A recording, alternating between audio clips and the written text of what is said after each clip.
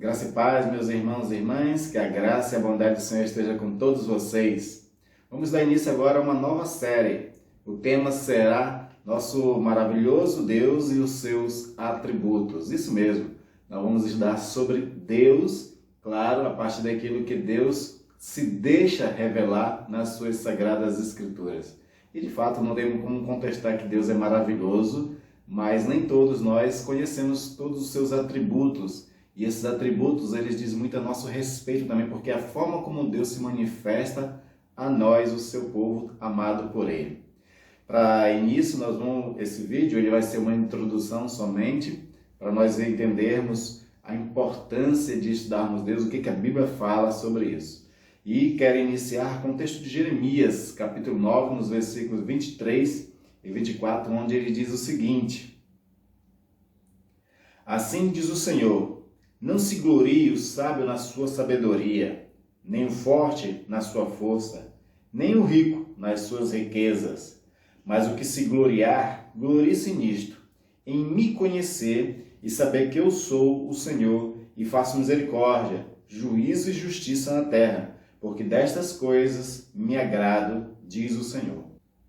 Esse é um convite do Senhor nosso Deus para estudarmos Ele, para buscar conhecimento dEle e nos gloriar nesse conhecimento que vamos ter dEle. Vamos orar, vamos pedir que esse maravilhoso Deus, Ele mesmo nos conduza na sua palavra, Ele mesmo nos ilumine os caminhos e nos dê assim sabedoria e edifique-nos nesse estudo. Oremos.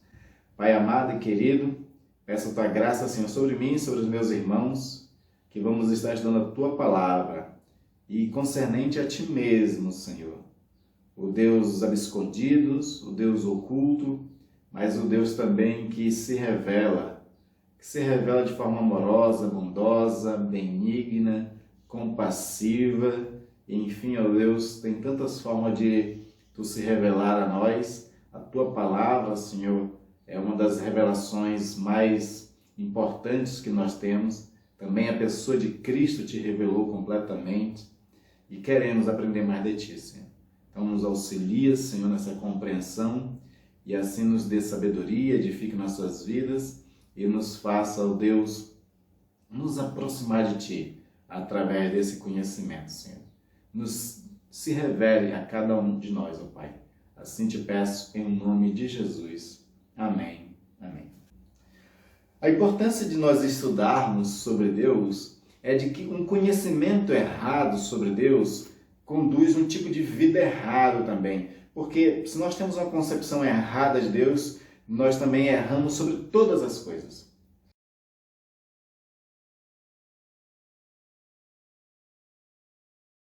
Uma vez que nós somos criaturas de Deus, uma vez que tudo foi criado por Deus e emana dele, veio dele, logo se a gente compreende Deus errado, a gente vai compreender tudo aquilo que ele criou também. É por isso que existem muitas visões de mundo erradas, que são chamadas de cosmovisão. Cosmovisão é aquela forma como nós pensamos o mundo, como nós pensamos as coisas, como nós compreendemos as pessoas. Muito dessas visões erradas é porque tira Deus da equação, tira Deus da forma de tentar entender todas as coisas. Tirar Deus da compreensão das coisas faz com que essa compreensão não seja completa e aí por isso também as pessoas erram e falham muito. É interessante na Bíblia que a palavra pecado quer dizer errar o alvo, né? A etimologia da palavra quer dizer isso. Ou seja, errar o alvo é nós estarmos errando na direção daquele que é todas as coisas, naquele que criou todas as coisas, daquele que é a resposta para todas as coisas. Nós erramos, nós pecamos nesse sentido, né? Usando então essa forma de compreender, nós pecamos quando tentamos pensar alguma coisa fora da pessoa de Deus, tirando Deus dessa equação, né? Vamos colocar dessa forma, né? Então nós precisamos compreender melhor Deus para que ao compreender Deus, possamos compreender melhor as coisas. Inclusive, nós vamos compreender melhor sobre nossa própria vida, sobre nós mesmos. E a nossa vida vai fazer muito mais sentido quando estudamos mais Deus. quando compreendemos mais o Senhor, quando nos aproximamos mais de Deus e vivemos pela sua palavra, a nossa vida começa a fazer muito mais sentido. As pessoas sofrem muito porque elas, às vezes, não encontram um sentido para as suas próprias vidas. Elas tateiam, elas, como diz por aí, atira, para todos os lados, não acerta nada, porque ela está vivendo uma vida fora da compreensão de Deus e daquilo que Deus espera de cada um de nós, daquilo que Deus nos criou. Deus, ele não criou a gente por acaso. Nós não somos frutos do acaso, nós não somos um acidente, de Deus ou de qualquer coisa. Na verdade, tudo tem um propósito, inclusive naquilo que a gente menos acha que existe propósito. Tudo tem um propósito e nós encontramos esse propósito em Deus. É em Deus que nós vamos compreender um sentido para a vida e para a nossa missão de vida neste mundo. E quando vivemos fora de uma missão de vida no mundo, claro, nós vamos viver frustrados, vamos nos sentir sempre insatisfeitos, vamos estar buscando muitas coisas. Viktor Frankl, que foi um psicólogo criador da logoterapia, ele dizia assim que enquanto a gente não encontra um sentido para a vida, a gente tenta preencher os vazios existenciais através de prazeres.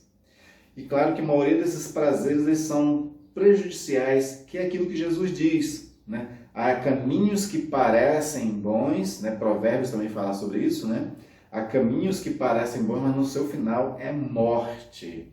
Porque os prazeres da concupiscência, os prazeres da corrupção humana, todos eles levam à morte, morte emocional, morte espiritual e também a morte eterna.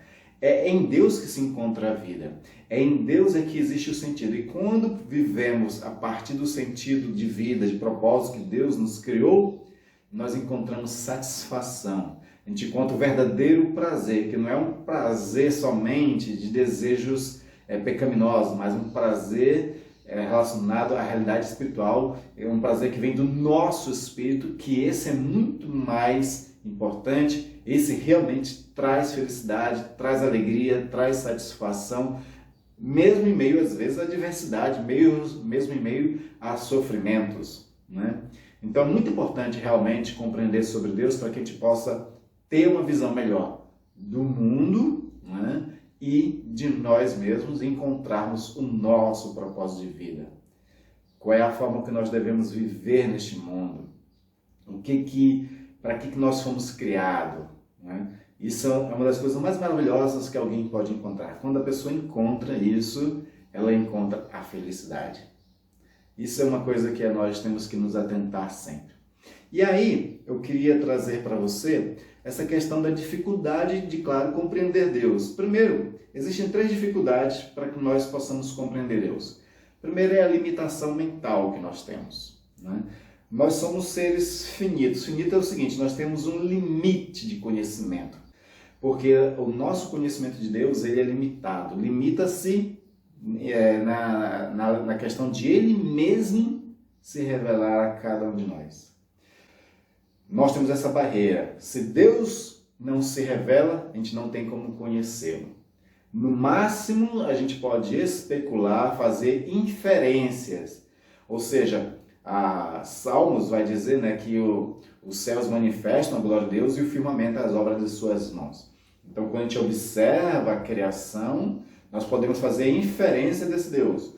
Um mundo tão maravilhoso, tão perfeito, de uns sistemas tão interligados, que são as leis naturais, faz com que a gente infira, entenda dessa verdade o seguinte, que deve existir alguém que criou tudo isso. Porque a afirmação de que veio do acaso, essas coisas, eu acho que precisa de mais fé para acreditar que as coisas veio do acaso do que de um Deus poderoso. Então, de fato, a natureza ela pode até manifestar um conhecimento de Deus, mas um conhecimento que é por inferência, por dedução somente. Não é? Ou seja, se tudo está aí, é porque alguém criou isso. Não é? mas nós esbarramos sempre nesse limite da consciência, nesse limite mental. A nossa capacidade mental só vai até um limite e Deus ele é infinitamente muito mais. E presume-se que Deus seja muito mais realmente daquilo que a própria palavra diz, porque Deus ele também teve a sua limitação em se revelar, né? Então esse que é um outro ponto, ou seja, nós não sabemos tudo dele, nós sabemos somente aquilo que ele quis que soubéssemos dele, aquilo que ele se revelou. E eu presumo, e eu acho que muitos outros também presumem que com certeza Deus seja muito, mas muito mais do que aquilo que pensamos ou imaginamos ou daquilo que lemos a respeito dele. Porque a revelação de Deus na Sagrada Escritura é baseada na necessidade do próprio povo dele. Quando o povo passava por uma dificuldade, por uma situação específica, aí Deus se revelava daquela forma. Por exemplo,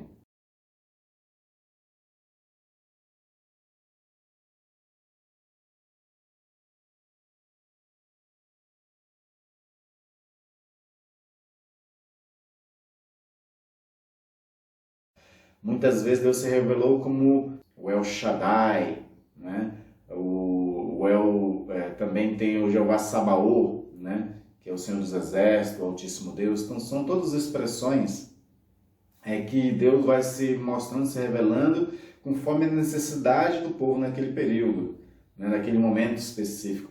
Por isso que Deus vai dizer a Moisés: eu sou o que sou, ou seja, eu sou aquilo que é necessário, eu sou aquilo que precisa-se de vocês, e enquanto a mim mesmo eu sou o que sou.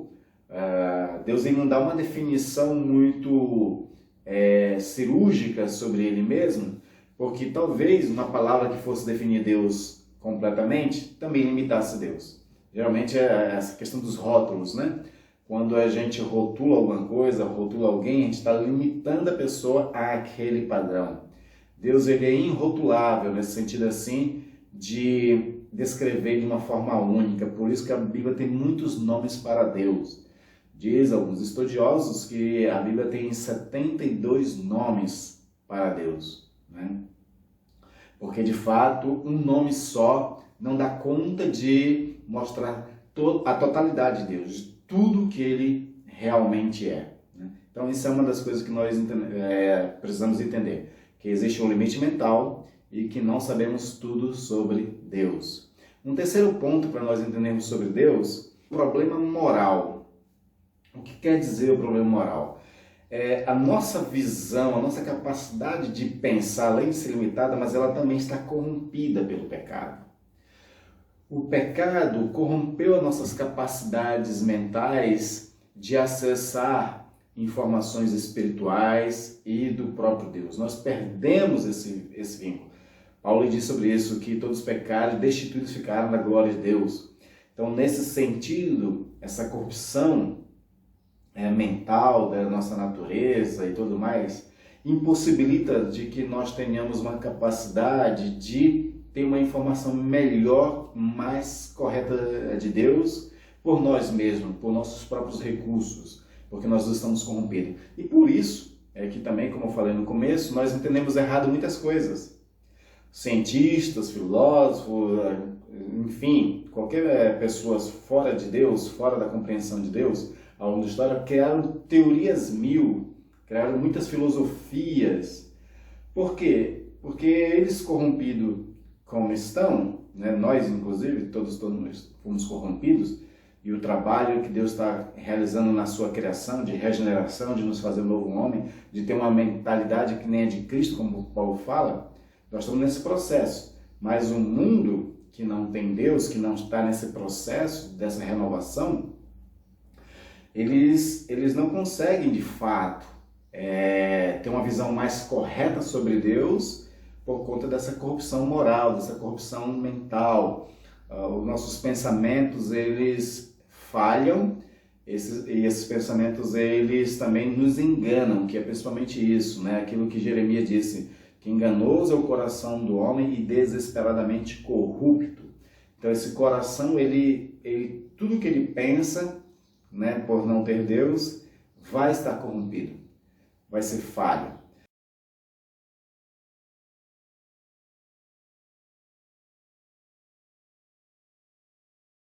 Qualquer filosofia ou antropologia que debruce sobre o estudo humano, que fale sobre o ser humano, que tenta compreender o ser humano, fora da compreensão de Deus, não vai levar em consideração a dimensão espiritual do homem.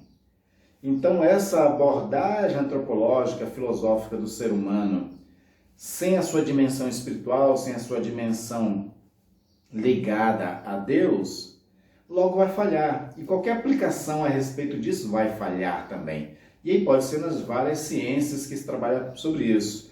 Nós sabemos hoje em dia, a própria Organização Mundial da Saúde sabe que o ser humano não é um ser somente biológico, mas ele é um ser também social, é um ser também espiritual. E por conta disso, já é provado em muitos países também em terapias de ordem espiritual para trabalhar na questão de um doente, porque influi diretamente. Existem muitos estudos, se você procurar na internet sobre artigos científicos, você vai encontrar a importância da espiritualidade para também ajudar no processo de cura física, de cura de doenças físicas mesmo, porque as coisas estão interligadas. Nós somos seres que, o termo que é usado é holístico, né? Esse termo holístico quer dizer que nós somos seres completos de dimensões físicas, dimensões da alma, dimensão espiritual, social. Outro termo que é usado também é que nós somos seres integrais. É por isso que muitas igrejas adotam a TMI, que é a Teologia da Missão Integral. Ou seja, é fazer missão entendendo que o ser humano é um ser que ele é muito mais do que só espírito, mas que tem necessidades físicas, necessidades emocionais, necessidades sociais, não é?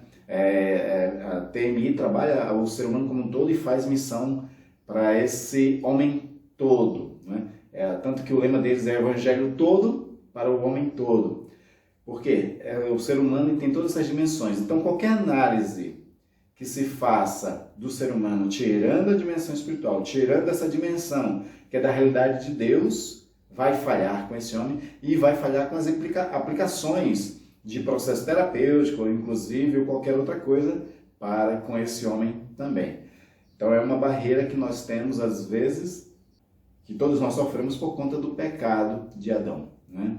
Então, essas três coisas dificultam que nós possamos compreender Deus, né? A questão da nossa limitação mental, a questão de que não sabemos tudo sobre Ele e também, ainda por cima, nós temos uma natureza corrompida que ela tende também a entender erradamente todas as coisas.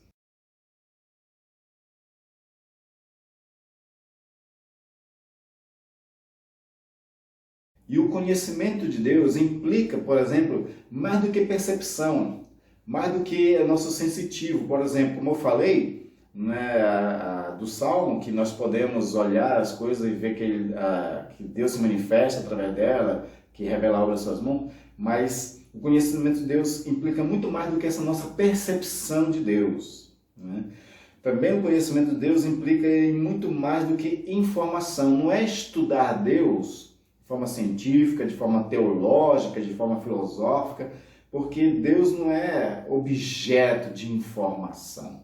E quando se limita a isso, fica muito pobre. Por exemplo, existem muitos ateus que estudam bastante a palavra de Deus. Eu mesmo conheço alguns ateus que estudam profundamente a palavra de Deus, mas a título de informação somente, para debater sobre Deus.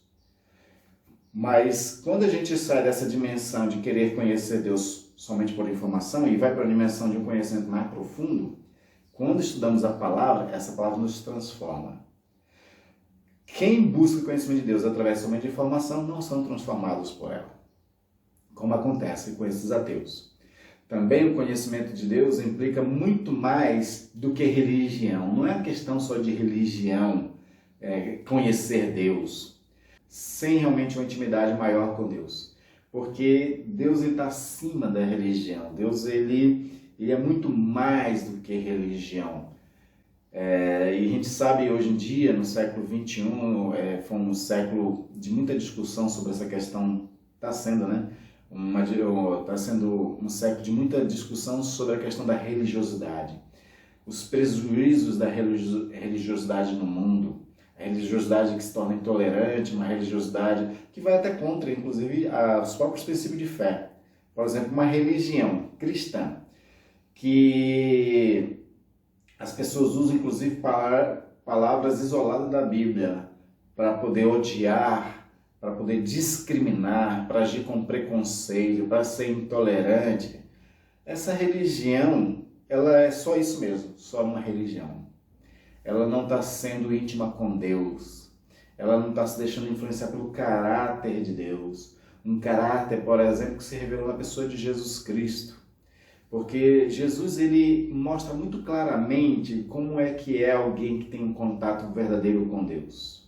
Quem tem um contato verdadeiro com Deus é uma pessoa que é mais compreensiva, é uma pessoa que tem mais compaixão, é uma pessoa que tem mais amor para com o próximo, que se presta mais à humildade, que se presta mais ao serviço ao outro.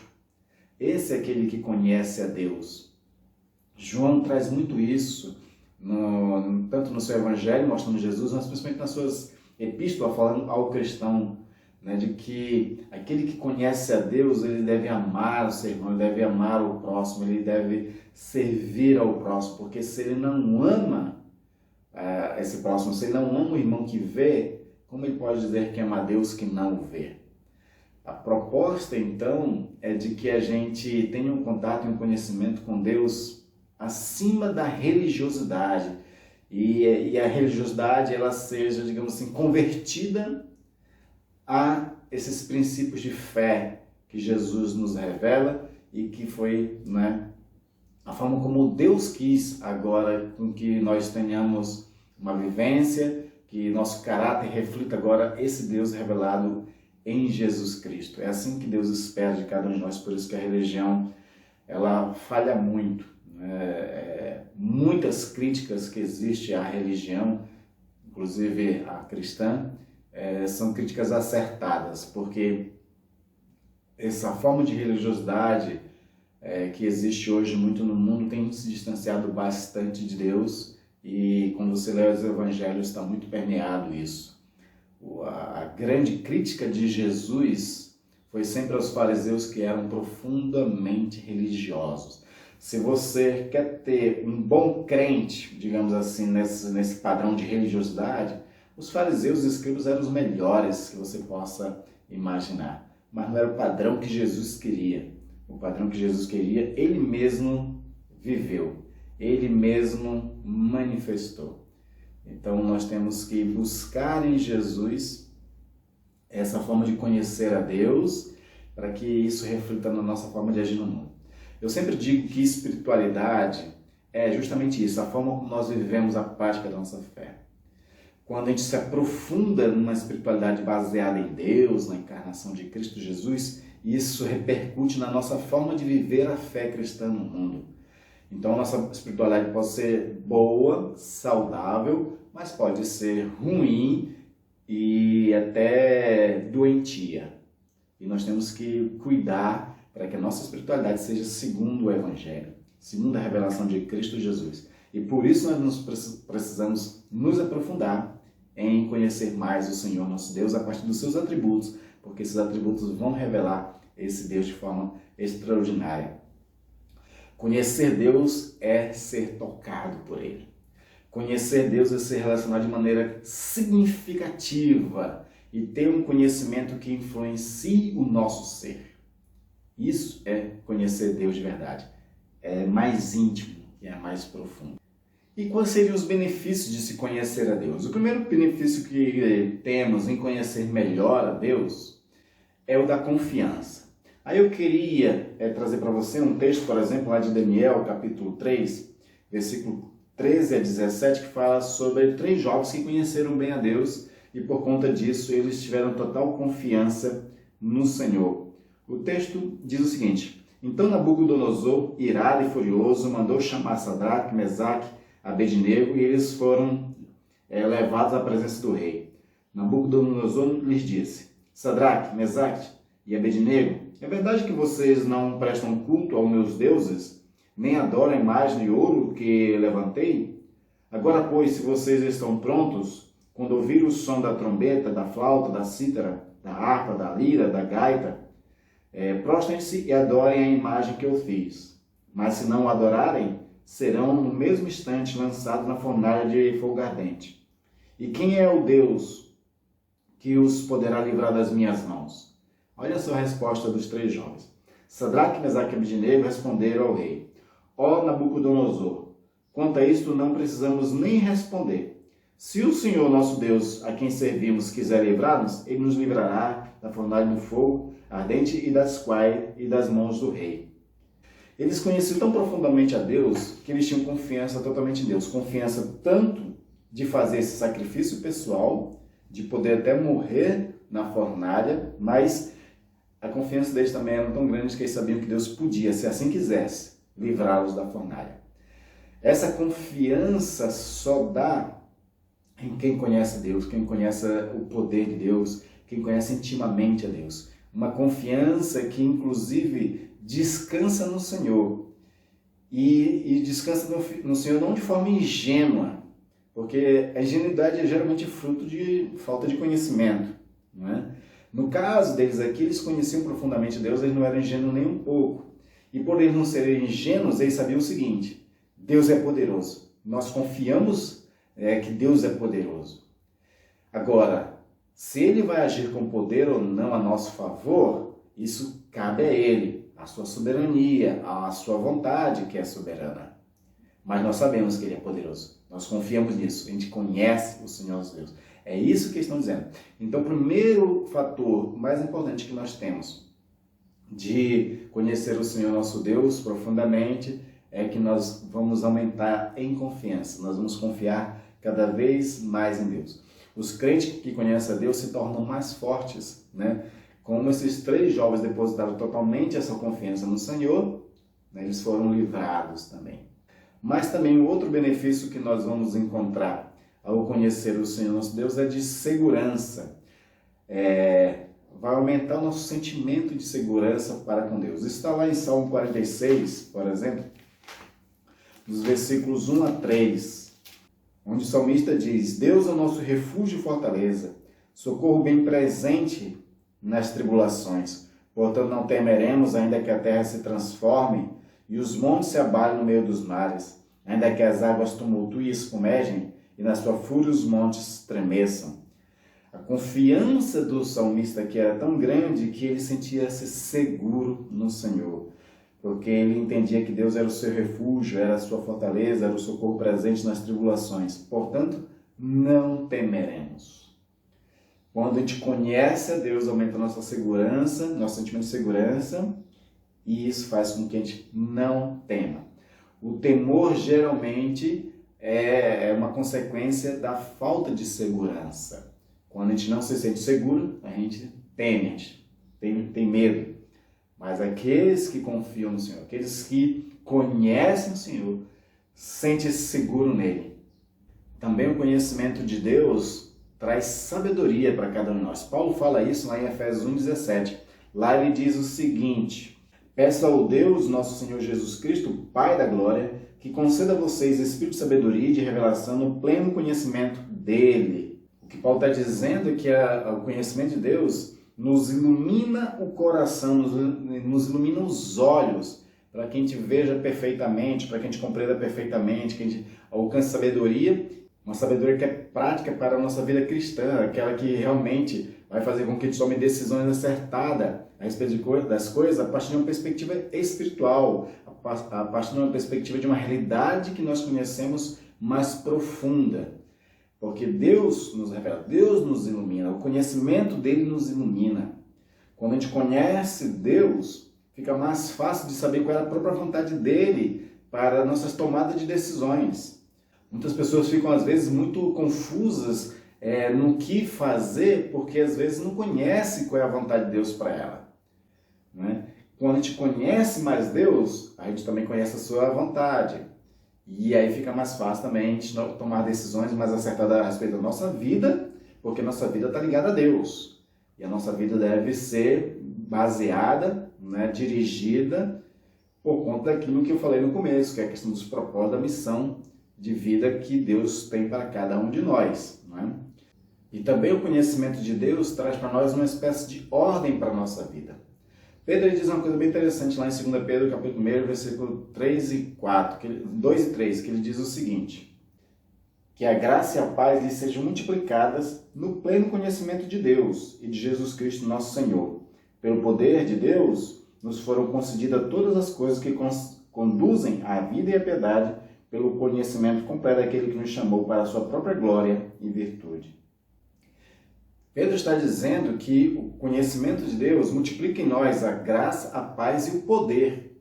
Graça, paz e poder são elementos essenciais para manter uma ordem na nossa vida, para organizar a nossa vida, para inclusive a gente poder ter recursos espirituais para viver uma vida boa aqui na Terra. Uma vida boa, uma vida saudável, uma vida tranquila, digamos assim, na Terra, que seria aquilo que Jesus disse, né, uma vida abundante. O conhecimento do Senhor multiplica em nós a graça, que Paulo disse que a graça é suficiente, a graça nos basta para todas as coisas.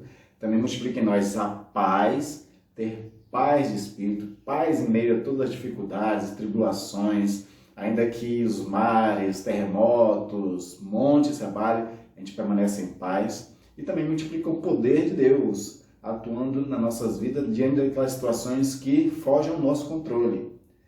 Mas ainda existe mais um benefício, na verdade existem muitos benefícios, né?